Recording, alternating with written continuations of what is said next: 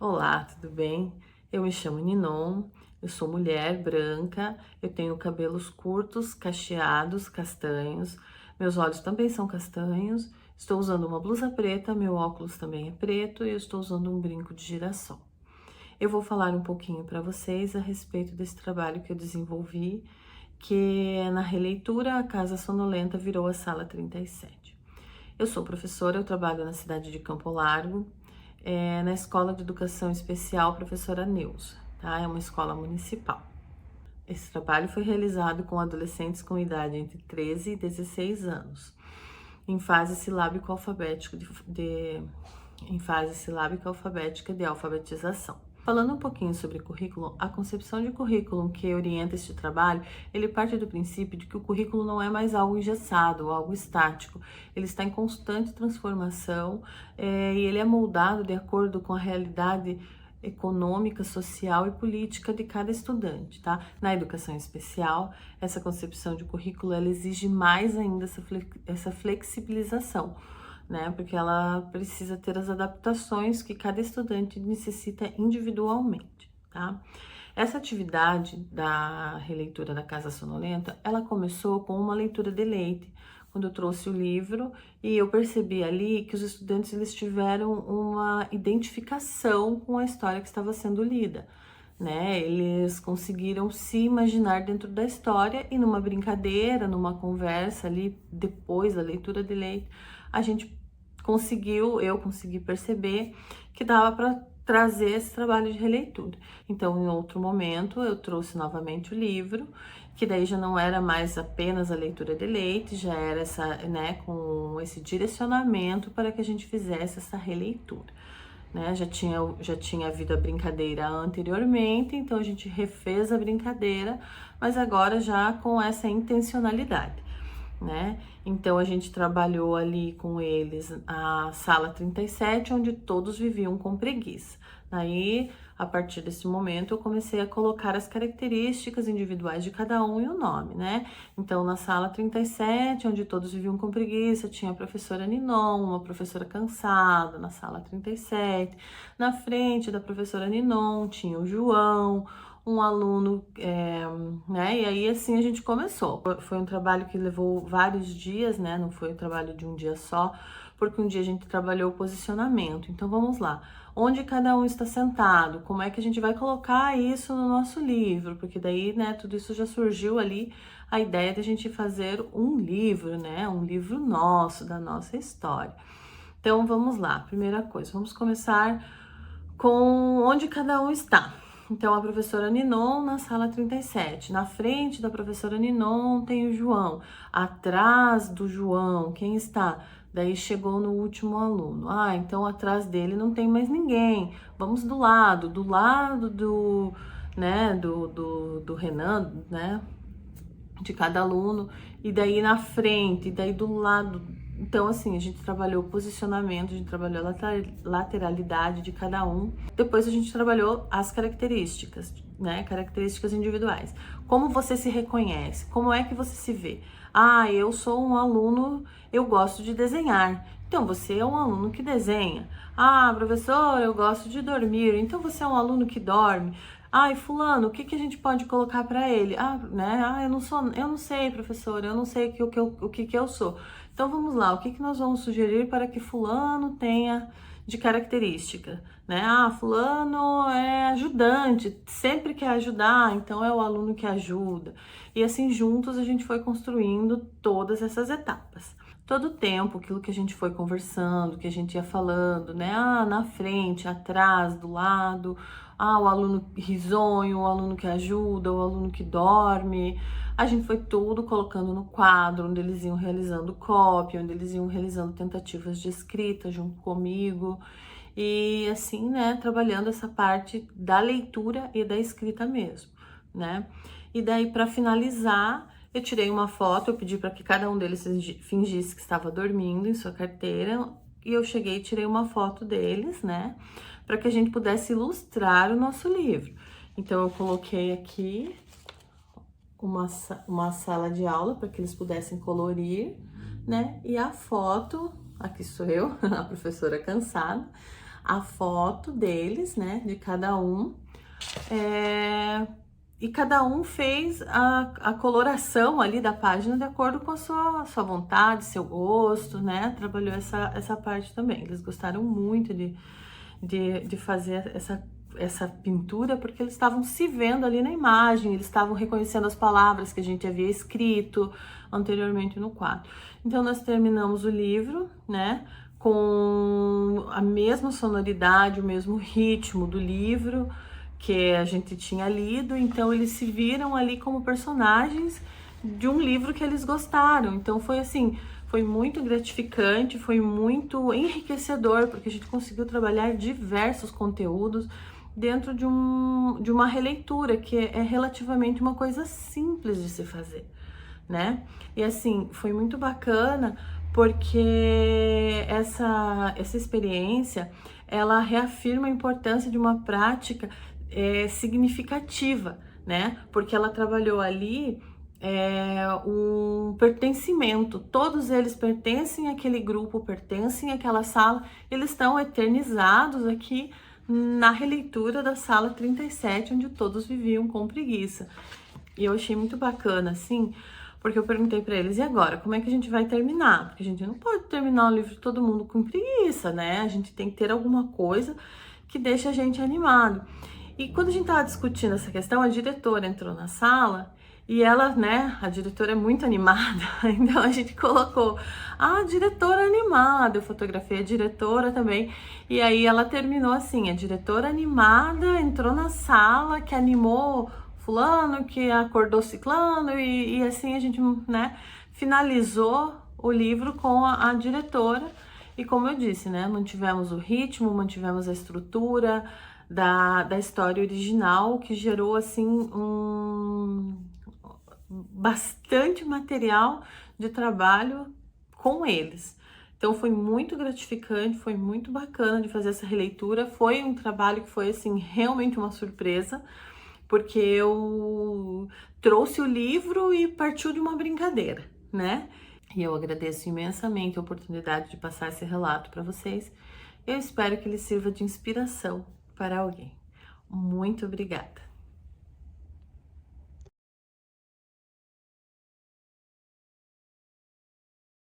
Olá, eu sou a Bruna Veja Gaspar e apresento em coautoria com a professora Vera Lúcia Capellini o relato de experiência Nosso Alfabeto, criando um alfabeto ilustrado com a turma. Autodescrição. Uma mulher branca, de olhos e cabelos castanhos e luzes mais loiras. Estou usando uma blusa preta de manga longa e gola alta, colares e brincos pratas. Ao fundo, há uma parede cinza. Essa experiência foi desenvolvida com uma turma do primeiro ano do ensino fundamental em uma escola particular de São José do Rio Preto, com os objetivos de promover o reconhecimento das letras do alfabeto, ampliar o vocabulário, desenvolver habilidades de escrita e estimular a criatividade das crianças por meio de atividades lúdicas, colaborativas e inclusivas. A proposta foi fundamentada nos princípios do desenho universal para a aprendizagem, que orienta o planejamento de práticas pedagógicas flexíveis e acessíveis, e também nos princípios do coensino, com a atuação conjunta entre a professora regente e a professora da educação especial. Nos apoiamos ainda nas contribuições de Ferreira e Teberoski quanto à construção da escrita a partir de hipóteses elaboradas pelas crianças, de Piaget, ao reconhecer o brincar como uma forma ativa de construção do conhecimento, e de Vygotsky, ao compreender a aprendizagem como um processo social, mediado e potencializado pelas interações. O trabalho foi desenvolvido com uma turma heterogênea, composta por 17 crianças, dentre elas, uma aluna com deficiência intelectual e uma aluna com autismo, nível de suporte 3, além de outras crianças em processo de investigação médica para possíveis transtornos. Essa diversidade exigiu intencionalidade no planejamento e nas mediações constantes ao longo do processo.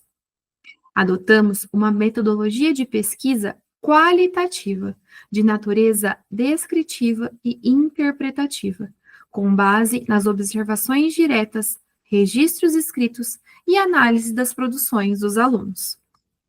A sequência teve início com a escuta da música Gente Tem Sobrenome, de Toquinho, seguida de uma roda de conversa sobre os nomes próprios e identidade. Após esse momento, as crianças sortearam letras móveis e no dia seguinte trouxeram de casa um objeto que começasse com a letra sorteada e tivesse um significado pessoal. Com os objetos em mãos, propuseram a apresentação individual dos pertences e a construção coletiva de um cartaz. Cada criança contribuiu com os registros escritos do nome do objeto trazido, conforme as suas hipóteses de escrita, evidenciando assim diferentes níveis de desenvolvimento. Na etapa seguinte, as crianças trabalharam em dupla na produção de bandeirinhas ilustradas, desenhando à sua maneira os objetos levados. Nas etapas finais, envolveram a construção de jogos de memória. Primeiro relacionando a letra inicial aos desenhos dos objetos. Depois, associando as palavras escritas pelos estudantes às suas fotografias, aumentando gradualmente a complexidade do jogo. Todas as crianças participaram com entusiasmo. O envolvimento com os jogos, os desenhos e a escrita foi perceptível ao longo de todo o processo. O alfabeto ilustrado permaneceu exposto na sala, como recurso visual, coletivo e afetivo. Essa experiência demonstrou que quando a inclusão é pensada desde o planejamento, com escuta sensível e estratégias acessíveis, todas as crianças aprendem e aprendem juntas. Esperamos inspirar outras práticas pedagógicas inclusivas e significativas com este trabalho.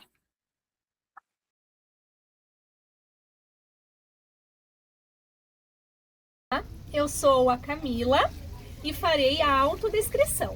Eu estou no contexto do pátio da escola, um espaço pequeno de 6 metros quadrados, em que realizamos a pesquisa e as experiências a partir do desenho universal para aprendizagem.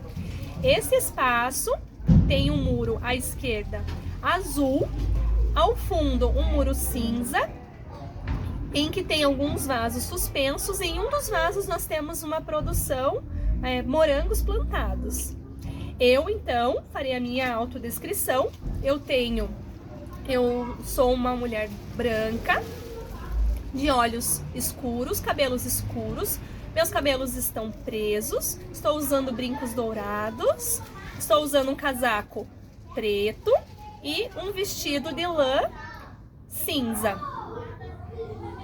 Eu estou sentada próximo à horta. Farei então a apresentação do trabalho intitulado Um Relato de Experiência a partir da abordagem do desenho universal de aprendizagem com práticas colaborativas na educação em tempo integral. Então eu quero agradecer a participação da Lívia, que está fazendo a gravação deste vídeo e desse trabalho, que é de autoria das professoras Camila Castelhano Pereira dos Santos e Isabel Quimiete Nalepa. Nós somos professoras da Rede Pública de Curitiba e fazemos parte do GPTEL da Universidade Federal do Paraná e do NUPECamp da Universidade Tuiuti do Paraná. Então, o objetivo desse trabalho é trazer um relato sobre práticas colaborativas com desenho universal para aprendizagem a partir de um contexto da educação em tempo integral, com crianças com perfis heterogêneos e com diversos níveis de aprendizagens em uma turma só. Então aqui, no contexto da educação em tempo integral, na unidade de educação integral na Prefeitura de Curitiba, as crianças estudam no contexto regular no período da tarde e no período da manhã participam de oficinas ofertadas relacionadas à educação ambiental, à ciência e tecnologia, oficina de matemática, língua portuguesa, práticas artísticas e movimento. Esse trabalho, então, foi realizado de forma colaborativa a partir dos conteúdos envolvendo matemática, ciência e tecnologia e educação integral, voltada ao projeto da horta e da sustentabilidade no contexto das práticas sociais das crianças. E os nossos objetivos específicos, então, foi fazer uma reflexão sobre o desenho universal para aprendizagem, considerando como uma abordagem inclusiva, assim como destaca Góes e Costa, sendo que o desenho universal da aprendizagem é uma abordagem que promove então a participação de todos com diversas formas de representação, de expressão das suas habilidades a partir dos conhecimentos, considerando então a centralidade nos estudantes e pensando a partir dessa reflexão, dessa análise da educação, do desenho universal para a aprendizagem no contexto da educação em tempo integral, devido aos diversos perfis das crianças e também considerando que temos um estudante com o TEA, né, uma criança com deficiência em uma das turmas que foi realizada essa experiência. E a partir disso, então, buscamos analisar como que o DUA se expressa a partir dessas práticas em turmas multisseriadas e trazemos, então, algumas evidências de aprendizagens significativas. Então, considerando os estudos do desenho universal para a aprendizagem, nós assumimos como uma abordagem contra-hegemônica as práticas excludentes, considerando que os nossos estudantes têm perfis de níveis de currículos diferenciados, são estudantes do 3º ano, 4º, 5º, que assumem, então, propostas de vivências e de conhecimentos diferenciados. Então, o DUA assume-se, então, nas nossas práticas como professoras, como uma abordagem sustentada, que apresenta, então, evidências significativas de inclusão. Nossos estudantes apresentaram, então, as suas formas de vivências a partir de um questionário que aplicamos para traçar o perfil dessa turma e indicaram, então, a sua preferência por práticas colaborativas, em grupos, com o uso de tecnologias, de forma concreta. Então, é uma turma que gosta muito de resolver desafios, de vivenciar, de colocar a mão na massa, né, de assumir, então, a proposta da cultura maker. E essas ideias, então, esses desafios foram assumidos no nosso planejamento enquanto professoras para o desenvolvimento de propostas que sejam compatíveis e voltadas aos interesses das crianças. Então, as nossas práticas foram realizadas pensando principalmente nos desafios que as crianças traziam e também que eram provocadas a partir do nosso trabalho. As crianças usavam os conhecimentos matemáticos para tentar resolver os problemas, para elaborar uma relação com o tempo de plantio, o tempo de colheita, a questão do ambiente, das estações, né, do planeta. Então, e as suas vivências em relação ao todo o processo produtivo. Então, ao observarem as suas relações no mercado, ao preço, ao custo, né, ao valor que esses produtos têm, principalmente no contexto da educação alimentar. O nosso projeto evidenciou muito a participação ativa, o protagonismo das crianças, das narrativas que eles utilizaram para representar suas aprendizagens, as rodas de conversas, o uso de vídeos, a criação de vídeos, de podcasts, as relações com as famílias. Então, temos um resultado, um produto da vivência das crianças em casa com a sua produção, porque cada criança levou uma alface plantada no contexto da Way, comeu com a sua família, as batatas que foram colhidas também, e isso criou um sentimento de pertencimento, de compreensão da natureza numa relação humanizada e socioambiental. E nós, professores, assumimos também que a prática colaborativa, construída de forma integrada e ancorada nos princípios na abordagem do desenho universal de aprendizagem, é uma forma de garantir, então, uma aprendizagem acessível, uma aprendizagem para todas as crianças.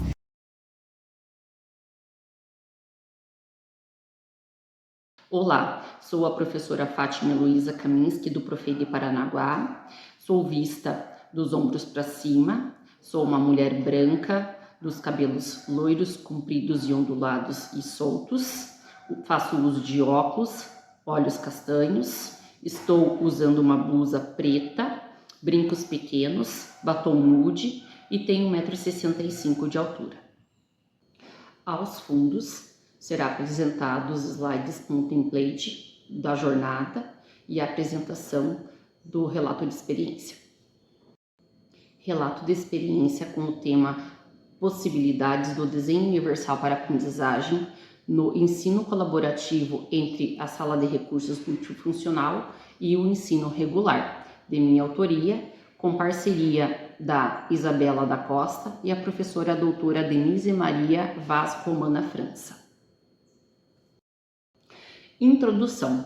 Alunos da educação especial, eles estão inseridos e matriculados no ensino regular e eles frequentam a sala de recursos multifuncional, pois necessitam de estratégias pedagógicas diferenciadas e práticas adaptadas. O objetivo desta sala é desenvolver habilidades tanto sociais quanto acadêmicas em diversas áreas.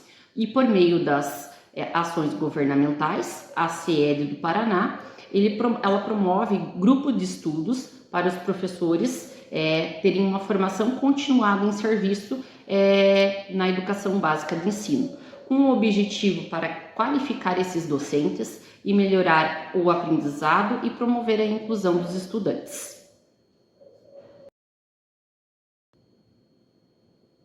O relato de experiência desse grupo de estudos tem como temática a inclusão na sala de aula.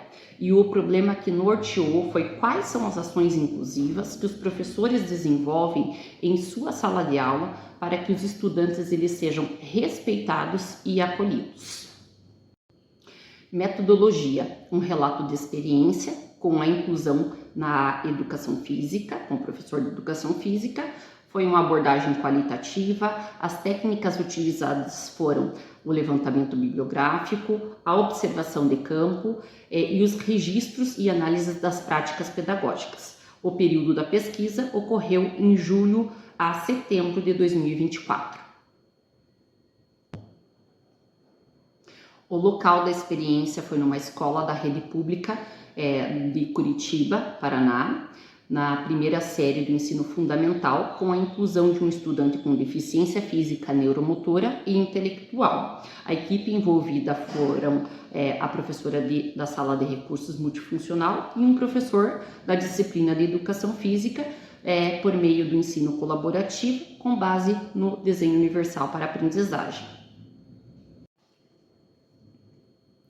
Como fundamentação teórica, a inclusão, acesso e permanência, com qualidade, de Travaini e Garcia, 2021, ensino colaborativo de Capellini e Zerbato, 2019, o DUA como base de metodologia de Toyama, 2019, e a avaliação inclusiva e mudanças de paradigma de Gatti, 2009.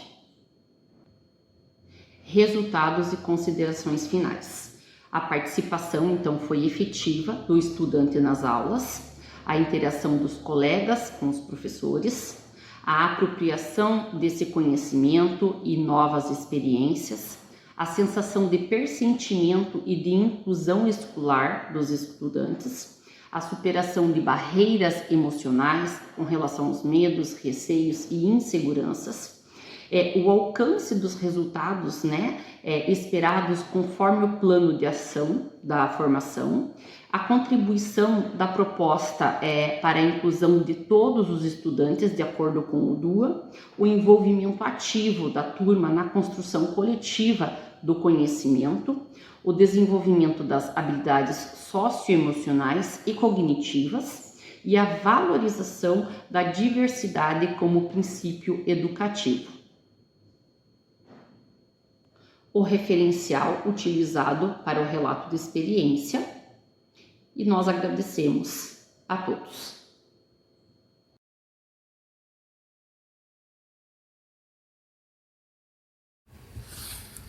Em uma tela de fundo preto, com letras escritas em amarelo. Estudo comparativo do desenho universal para aprendizagem nas políticas públicas do Brasil e de Portugal. Tatiane Sanches Silva Muradas, Soraya Romano e Amanda Santana Gomes Silva. Olá, sejam todos e todas bem-vindos. Sou a professora Tatiane, da Secretaria Municipal de Ensino de São Paulo, sou doutoranda na UFSCar, no programa de Educação Especial. Minha orientadora é a Eniceia Mendes, vou me audiodescrever, do ombro para cima. Sou uma mulher branca, de cabelos castanhos escuros, olhos castanhos escuros, estou com poucos brincos na orelha, estou com cabelo ao lado, estou vestida com um moletom preto com os detalhes bordados de sol e lua. Sou uma mulher baixa, mais ou menos 1,58 m, tô com as unhas pintadas de vermelho, por vezes eu vou falar com as mãos, e então aparece um pouquinho também meus anéis e um relógio de pulso. Nas minhas costas está uma parede branca de azulejo com alguns detalhes em frutas e uma parede bege também com uma porta marrom. Hoje vamos falar sobre um relato de pesquisa e experiência intitulado Estudo Comparativo do Desenho Universal para a Aprendizagem nas Políticas Públicas de Brasil e de Portugal. Nós sabemos que é um tema muito importante para a educação inclusiva, o Desenho Universal para a Aprendizagem, ou DUA, e como ele se insere nas políticas públicas do Brasil e de Portugal. Para começar, vou fundamentar um pouquinho a história, entender que a educação para estudantes com deficiência é um campo em constante evolução. Por muito tempo, educandos foram marginalizados num sistema educacional tradicional, considerando incapazes de adquirir conhecimento. No entanto, a partir dos anos 90, houve um marco significativo com a solidificação de políticas públicas impulsionadas por referências globais, como a Conferência Mundial para a Educação para Todos, a Unesco de 90, a Declaração de Salamanca de 1994, a Convenção sobre os Direitos das Pessoas com Deficiência em 2007. Esses documentos confirmaram o direito universal à educação e incentivaram a matrícula de um estudante em escolas comuns. Mas, na verdade, a inclusão vai além de simples acesso físico a esses lugares.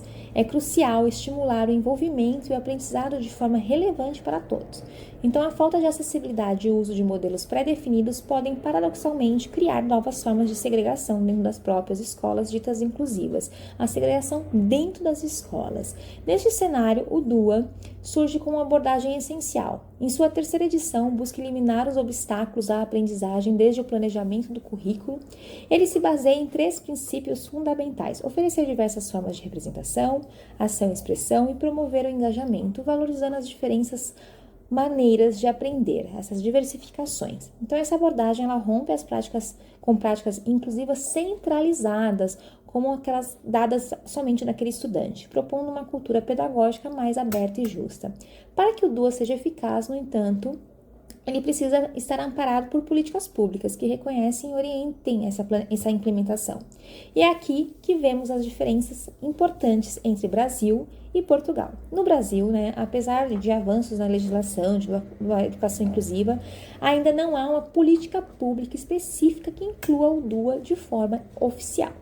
Isso significa que muitas vezes sua implementação ocorre de forma pontual, limitando até os programas específicos ou ao esforço individual de alguns educadores, sem um suporte realmente jurídico que firme isso. Então, a presença do DUA nos estudos acadêmicos brasileiros é relevante, mas isso ainda não se traduziu de uma forma de formalização para documentos oficiais. Já em Portugal, a situação é um pouco diferente. O país tem progredido e firmado esse DUA de forma legal. O decreto número 54 de 2018, por exemplo, estabelece que as medidas de apoio à aprendizagem e à inclusão devem se basear nos princípios do Desenho Universal para a Aprendizagem. Esse reconhecimento oficial vai fortalecendo as práticas inclusivas baseadas no DUA, especificamente na formação de professores e na reorganização dessas práticas escolares. Então, em Portugal, o DUA é a escolha metodológica da legislação educacional. Em resumo, ambos os países buscam uma escola para todos e que a legislação fortaleça os princípios universalistas. Contudo, Portugal demonstra uma presença mais estabelecida do DUA em sua legislação, enquanto no Brasil, apesar de sua relevância acadêmica, o DUA ainda não foi formalizado em documentos oficiais. Agradeço imensamente todos os que estão assistindo este vídeo em meu nome, Tatiane, o nome de uma das minhas parceiras, Soraya e Amanda. Até mais!